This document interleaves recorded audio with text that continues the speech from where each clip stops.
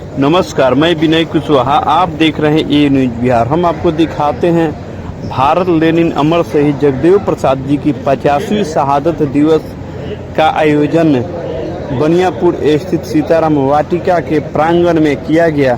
इस कार्यक्रम की अध्यक्षता नवल किशोर कुशवाहा ने किया, जबकि इस कार्यक्रम में मुख्य रूप से अभय कुशवाहा जो राजद संसदीय दल के नेता हैं, पूर्व मंत्री सुरेंद्र राम जो बिहार सरकार के मंत्री हैं, उनके अलावे इस कार्यक्रम को विशिष्ट अतिथि के रूप में डेहरी ऑनसन के विधायक फतेह बहादुर सिंह ने संबोधित किया। देखने के लिए बने रहिए। जिस तरह से फतेह बहादुर सिंह ने मनुवाद, पाखंड, अंधविश्वास पर जोरदार हमला किया और मनुवाद को जड़ से समाप्त करने के लिए बहुजन समाज के लोगों को, दलितों को, पिछड़ों को, शोषितों को, अकलियतों को इसके खिलाफ खड़ा होने का आह्वान किया। देखने के लिए बने रहिए।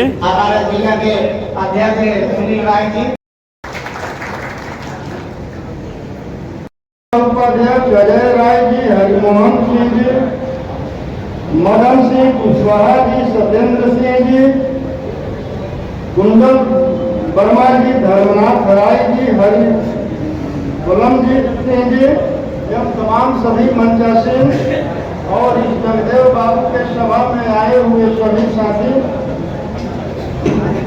नमो बुद्धाय, जय भीम, जय भारत, जय मंडल, जय संविधान। साथियों, आज हम बलियापुर के धरती पर एकत्रित हुए हैं संकल्प लेने के लिए। ये वो संकल्प है जिस संकल्प को अमर शहीद जगदेव प्रसाद जी ने अपने सीने में दफन करते हुए शहादत देने का काम किया। 100 में 90 शोषित है, शोषितों ने ललकारा है। धन धर्मी और राजपाट में 90 भाग हमारा है, 10 का शासन 90 पर नहीं चलेगा, नहीं चलेगा।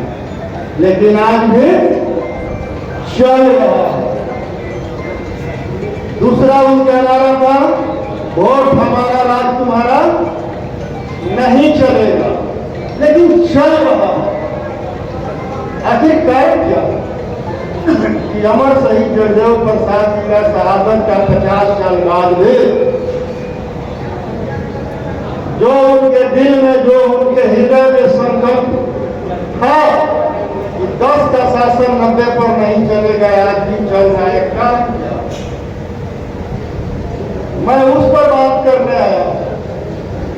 जगदेव बाबू ने उस नारे के साथ साथ हमारे लिए एक संदेश भी दिया था।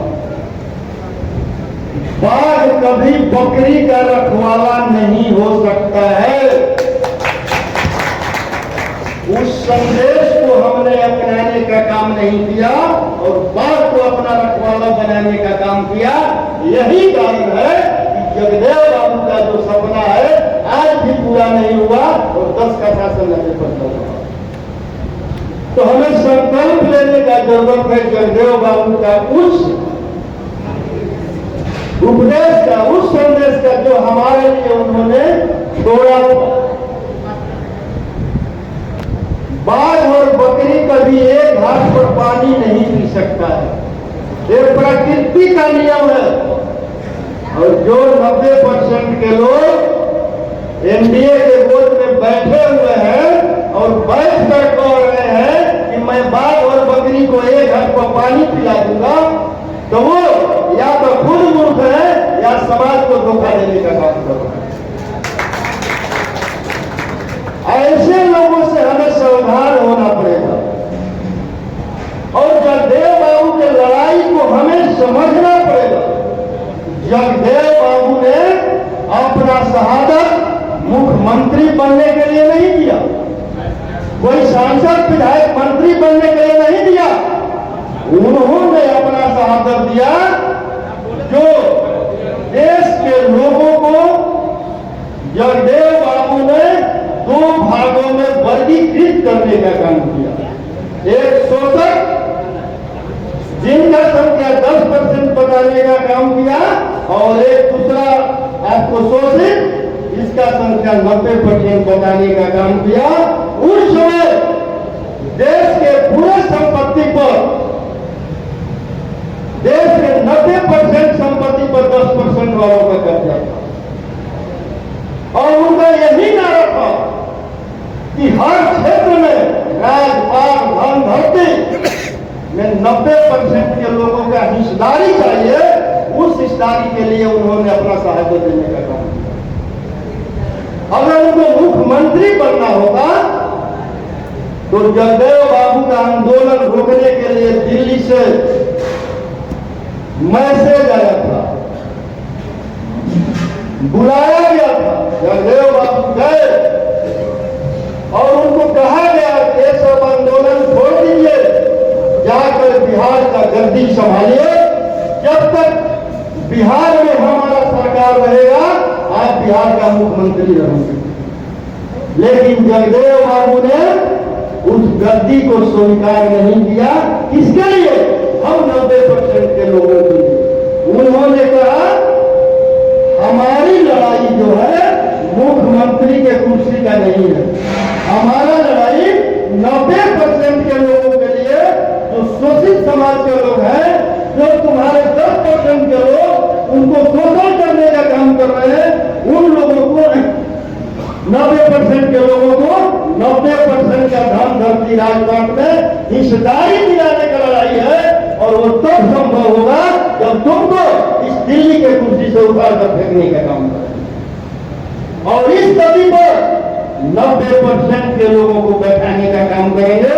तब हमारा जो लड़ाई है 90% के लोगों को 90% का हक हिस्सेदारी मिलेगा। लेकिन आज देश का प्रधानमंत्री 90 का, राष्ट्रपति 90 का, बिहार का मुख्यमंत्री 90 का और हमारे 90% के लोग जो उनके गोद में बैठे हुए हैं वो भी शहादत मनाने का काम कर रहे हैं। और वो कह रहे हैं कि जगदेव बाबू ने जो सपना देखा था वो तो पूरा हो गया। प्रधानमंत्री भी 90 का है, राष्ट्रपति भी 90 का है और मुख्यमंत्री भी 90 का है। मैं आप लोगों से पूछना चाहता हूं, क्या जगदेव बाबू का सपना पूरा हो गया? उनका सपना पूरा करना है तो रास्ता क्या है? हम सभी 90% के लोगों को एक होना पड़ेगा और जो जगदेव बाबू के सपने को पूरा करने का काम किए और आज उनके सपने को अपने हृदय में लेकर चलने का काम कर रहे हैं, उनके साथ हमको मजबूती से हमें खड़ा रहना होगा। तब जगदेव बाबू का सपना पूरा होगा। जगदेव बाबू ने अपना शहादत हम 90% के लोगों के लिए दिया। और बताइए, क्या आदरणीय लालू प्रसाद यादव जी पर FIR हुआ, केस हुआ, जेल गए, अपने लिए गए? अपने लिए गए हैं? उनके पास भी ऑफर आया था तेजस्वी यादव जी को मुख्यमंत्री बना दीजिए हमारे सहयोग से और जितना केस है मैं समाप्त कर देता हूं। तो जिस प्रकार जगदेव बाबू ने जवाब दिया था उसी प्रकार आदरणीय लालू प्रसाद यादव जी ने भी जवाब दिया। मैं जेल जाना कबूल करता हूं, जेल में मर जाना कबूल है, लेकिन सामंतवादियों और मनुवादियों से हाथ मिलाना कबूल नहीं है। वो हमारे लिए काम कर रहे हैं। और जगदेव बाबू के शहादत के बाद जब 90 में आदरणीय लालू प्रसाद यादव जी जब मुख्यमंत्री बने तो इन मनुवादियों और सामंतवादियों ने जगदेव बाबू के हत्या करने के बाद फाइल में उग्रवाद लिखा था, उग्रवादी था, मारा गया। लेकिन मुख्यमंत्री का कुर्सी संभालते ही आदरणीय लालू प्रसाद यादव जी ने उस फाइल को मंगवाया और कैबिनेट से पास करने का काम किया, उग्रवाद सब हटाकर शहीद का दर्जा देने का काम किया। ये हमारे 90% के लोग कर रहे हैं। तो पहला जीत चुका था 90 में, जो आदरणीय लालू प्रसाद यादव जी के हाथों से हुआ। इसके बाद हमें यह समझना पड़ेगा हमारा दोस्त कौन है, हमारा दुश्मन कौन है। मैं तो समझता हूं कि हम 80% हिंदुओं का दुश्मन मुसलमान है कि नहीं है? नहीं है। अगर नहीं है तो फिर केंद्र में और बिहार में मनुवादियों और सामंतवादियों का सरकार कैसे बन गया? हम मनुवादी विचारधारा पर चल रहे हैं, हम मानववादी विचारधारा को लेकर नहीं चल रहे हैं। पूर्व से ही इन मनुवादियों ने हमारे विचारधारा के विपरीत एक विचारधारा बनाने का काम किया, और वह विचारधारा है कि जानने की जरूरत नहीं है, जो मैं कहता हूं चुपचाप उसको मान लीजिए। ये विचारधारा उसका है और हमारा विचारधारा है कि मानने से पहले अच्छी तरह उसको जान लीजिए, तो मानिए। अगर हमारे लोगों ने 14 में मानववादी विचारधारा को अपनाया होता और इन मानववादी सरकार जो केंद्र में बैठा हुआ है इसको जानने का प्रयास किया होता तो आज ये लोग सत्ता में नहीं होते। नरेंद्र मोदी जी जब 14 के चुनाव का प्रचार में पूरा देश भर में घूम घूम करके कहा करते थे मैं ओबीसी मां का बेटा हूं, लेकिन देश के ओबीसी ने एक जानने का प्रयास नहीं किया कि ये ओबीसी का बेटा है या ऊंची जाति का है। जानने का प्रयास नहीं किए।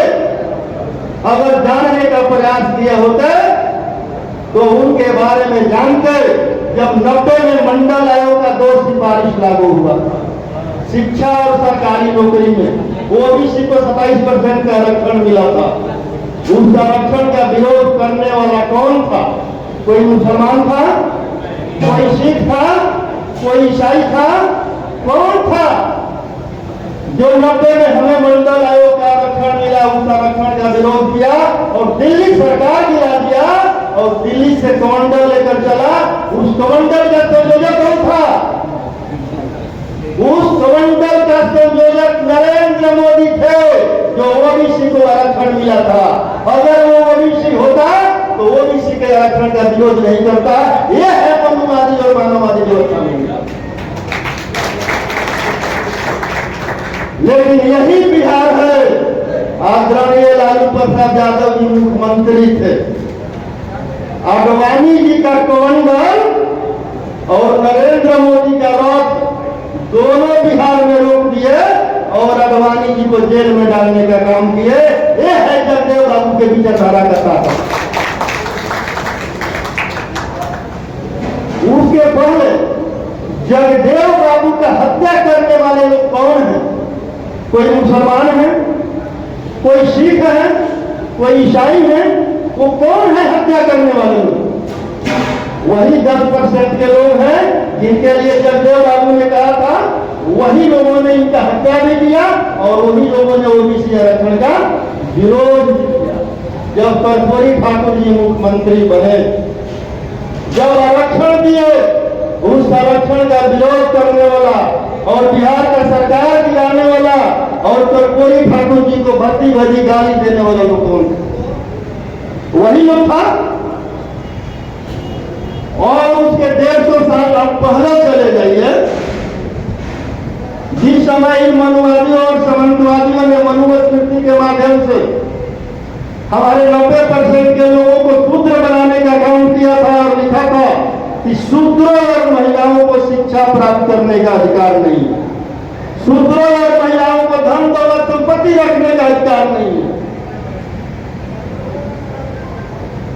उसके बाद जब 1835 में ब्रिटिश गवर्नमेंट ने शिक्षा का अधिकार दे दिया, उसके बावजूद भी जब सावित्रीबाई फुले ने 1848 में भारतवर्ष में पहला बालिका विद्यालय खोलने का काम किया और भारतवर्ष का पहला शिक्षिका सावित्रीबाई फुले जब पढ़ाने का निर्णय लिया तो पुणे में बड़ा बड़ा होर्डिंग लगाया इन मनुवादियों ने कि ये जो भीमाराव फुले उसकी पत्नी धर्म विरोधी काम कर रहा है, इसका दंड जो है भुगतना पड़ेगा इन लोगों को।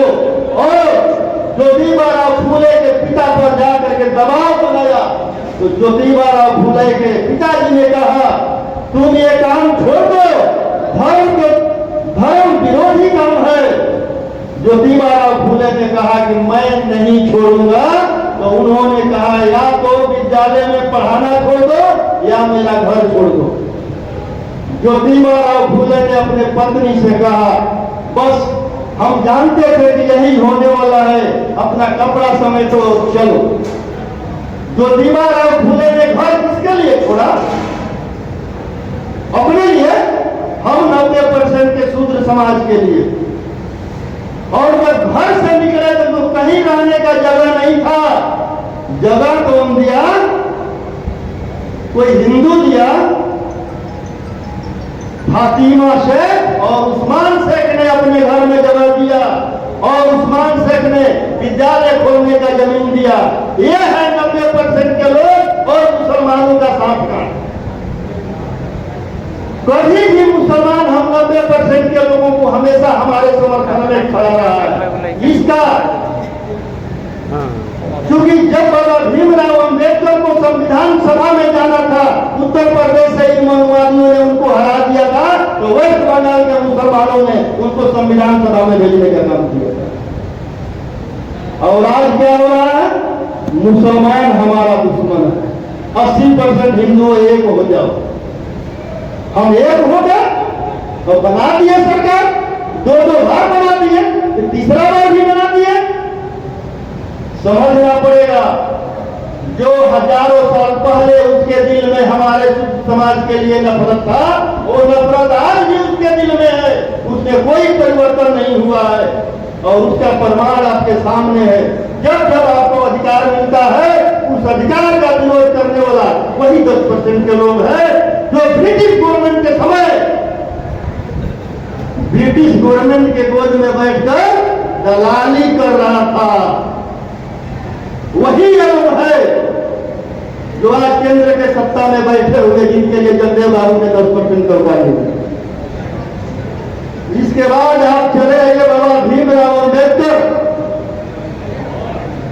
को विद्यालय से बाहर बैठकर पढ़ने पर मजबूर उनको कौन किया था?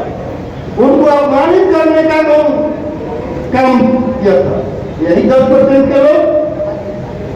और आज भी देख लीजिए 80% हिंदुओं के सहयोग से दिल्ली और बिहार में सरकार चल रहा है, लेकिन जब 90% के लोगों के लिए बिहार में जब महागठबंधन का सरकार बना तो हमारे नेता तेजस्वी यादव जी ने मुख्यमंत्री जी पर दबाव बनाकर बिहार में जातीय जनगणना कराने का काम किया। और जब डाटा सार्वजनिक हुआ तो 50% आरक्षण को बढ़ाकर 65% करने का काम किया। इसके बाद मुख्यमंत्री जी उधर चले गए। जब उधर चले गए तो हमारे बढ़े हुए आरक्षण के विरोध में हाई कोर्ट जाने वाले लोग कौन था? वही लोग है ना। और जिस जज ने फैसला दिया वो कौन था? वही लोग है। तो हजारों साल पहले जो उसके दिल में नफरत था वो आज भी है, ये साबित हो गया ना। आप लोग समझ गए ना कि मेरा दोस्त कौन है, दुश्मन कौन है। तो लड़ाई हमें किसके साथ लड़ना है? मुसलमानों के साथ या जगदेव बाबू को 10% का उपाधि जो जिनको शोषक कहा है, हमें शोषकों के साथ लड़ना है ना। तो अगर लड़ना है तो हमें मानववादी विचारधारा को अपनाना पड़ेगा, नहीं तो हम बार बार ठगे जाएंगे। नरेंद्र मोदी जी आए, बोले कि मैं तो ट्रेन में प्लेटफार्म पर चाय बेचने वाला हूँ। 35 साल भीख मांग कर गुजारा किया, 11 साल की उम्र में घर छोड़ दिया और सब हम लोगों ने मान लिया। 1949 का जन्म है, 11 साल में घर छोड़ दिया, कितना हुआ? 1960। 35 साल भीख मांगा, कितना हुआ? 1995। और 90 में कमंडल का संयोजक थे। उन्होंने कहा, हमने मान लिया। वो मनुवादी और सामंतवादी आपके घर में बैठकर कहता है, उसका बात आप बहुत आराम से मान लेते हैं। आखिरी से मैं गोबर मंगवाता है ना, और क्या कहता है बैठकर? मान लो कि गोबर नहीं गणेश है, सामने गोबर दिख रहा है, मनवा देता है। यही मनुवादी व्यवस्था। और जब तक हम मानववादी व्यवस्था पर नहीं चलेंगे, आप देख लीजिए, नरेंद्र मोदी जी का 49 का जन्म में 11 साल में घर छोड़ दिया, 35 साल भीख मांगे पर उन्होंने ट्रेन में चाय कब बेचा? और ट्रेन में चाय बेचते हुए किसी ने देखा है उनको? और रेलवे को बेचते हुए, प्लेटफार्म को बेचते हुए कोई अपना घर कर सकता है? तो पूरे देश के चाय वालों ने भी उसी विचारधारा को माना जिस विचारधारा को हमारे ओबीसी के लोगों ने माना। आज जितने भी व्यवसायिक वर्ग हैं, सारे लोग परेशान हैं। जितने भी ओबीसी एससी एसटी के लोग हैं, सभी शूद्र हैं। और इस बार देश के बहुजनों ने 90% के लोगों ने अपना ताकत दिखाने का काम किया। 400 के मोदी जी को 400 के पार को हार में बदलकर 240% आने का काम किया। 2018 से लेटरल एंट्री चल रहा है। हम लोग उसी समय से लेटरल एंट्री का विरोध कर रहे हैं। ये लोग आज मतलब कि जो है, जो उनके साथ सत्ता में बैठे हुए आज लोग विरोध क्यों किए? कि नरेंद्र मोदी जी और भाजपा का अपना ताकत नहीं है। ये है बहुजन समाज के लोगों का ताकत। जितना भी पार्लियामेंट में बिल लाए, अभी सांसद महोदय बैठे हुए हैं, इन लोगों का यह ताकत है कि इन लोगों के सांसद में बैठते हुए एक भी बिल पास नहीं हुआ, सभी बिल को वापस लेना पड़ा। वो है अगर पुष्पा और अगर के लालू यादव का ताकत। तो हम ताकत देंगे तभी ना होगा। आप इसी धरती पर ले लीजिए, मनुवादी और सामंतवादी का आप लोग बात करते हैं, आपको शोषण करता है ना, तो छीन लीजिए ताकत आने वाले समय में।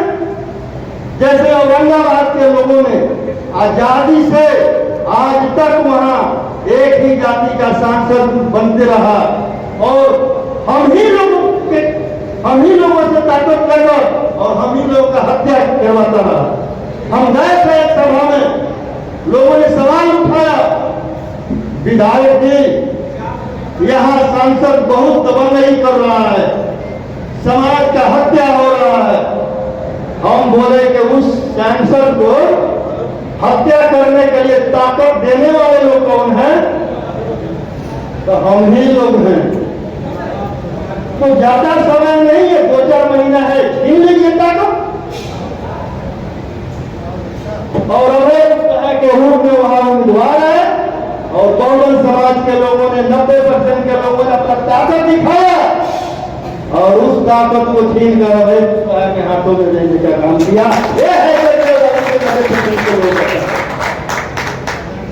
तो हम आप लोगों से आग्रह करते हैं, जो हमारे पूर्वजों ने हमारे लिए संदेश दिया है, उस संदेश को अपनाइए। और मैं गारंटी देता हूं कि जिस दिन आपने जगदेव बाबू, बाबा भीमराव अम्बेडकर, कर्पूरी ठाकुर, ज्योतिबा फुले, सावित्रीबाई फुले, सम्राट अशोक गौतम बुद्ध के संदेशों को अपना लिया, 10% वाला एक वार्ड का भी चुनाव नहीं जीत सकता है। सारे 90% के लोग रहेंगे, सब होगा जगदेव बाबू का सपना पूरा। और जब जगदेव बाबू का सपना पूरा होगा तो हमारे सभी जो 90% के भाई हैं, इनको हर क्षेत्र में 90% का हिस्सेदारी मिलेगा। आज आजादी के इतने दिन बाद भी आज भी पूरे देश के संपत्ति पर, सरकारी पदों पर, गैर सरकारी पदों पर, न्यायपालिका में, विधायिका में 90% पर 10% वालों का कब्जा है। ये हमारी ये हम जो आपस में जो बिखरे हुए हैं, इसका नतीजा है। अगर 90% हम के लोगों को, हम सभी लोगों को अगर हक हिस्सेदारी चाहिए तो हमें एक होना पड़ेगा मेरे साथियों। कम से कम चुनाव में, और जो समाज बड़ा है उस समाज के लोगों को अपना दिल बड़ा करना पड़ेगा। पिछड़े और दलितों को आगे बढ़कर सीने से लगाना पड़ेगा। हम अपने ही लोगों को अपने सीने से नहीं लगा पाते हैं और हमारा दुश्मन हमारे ही लोगों को अपने सीने से लगाकर अपना काम निकाल लेता है और फिर हम ही पर वार करता है। इस बात को भी समझना पड़ेगा हमें। ये बात तेजस्वी जी हर सभा में बोलते हैं कि जो भी हमारे सुखी संपन्न जो लोग हैं, गरीबों को मदद करें, उनको अपने साथ जोड़ें। जुड़ने के लिए तैयार हैं लोग, थोड़ा सा हमें पहल करना है। सारण जैसी धरती पर जगदेव बाबू लोकसभा चुनाव में हार जाते हैं। ये किसका हार है? 90% के लोगों का हार है। लेकिन कुछ लोग हैं जो उनके गोद में बैठे हुए हैं, कहते हैं कि मैं तो जीत गया। कुछ लोग कहते हैं कि कोई के बेटा के कुछ भी हो जाएगा तो हम एक एक कतरा अपना खून बहा देंगे। लालू प्रसाद यादव जी ने इंडिया गठबंधन से साथ कोई को टिकट दिलवाने का काम। अब चाहिए क्या हमें? हम सभी लोगों को एक होकर और जिस लड़ाई को अमर शहीद जगदेव प्रसाद जी के हत्या के बाद आदरणीय लालू प्रसाद जी ने उनको पूरा करने का काम किया, आज उसी लड़ाई को आदरणीय तेजस्वी यादव जी ने अपने हाथ में ले लिया। और उस लड़ाई को जीतने के लिए जगदेव बाबू के सभी 90% के लोगों को एक होकर के तेजस्वी यादव जी के साथ आने वाला सामने चुनाव है, मजबूती से खड़ा रहना है और तेजस्वी यादव जी को मुख्यमंत्री बनाना है। एक शपथ लेने का आज का दिन है। हम शपथ लेते हैं, एक बार हाथ उठाइए सभी लोग। आज हम शपथ लेते हैं कि हम सभी बात को अपना रखवाला नहीं बनाएंगे। हम लेते हैं शपथ। अगर शपथ हम ले लिए तो इस धरती पर जगदेव बाबू का झंडा लगाएगा। नहीं कहकर मैं अपने वाणी को विराम करता हूं। जय मंडल, नमो बुद्धाय।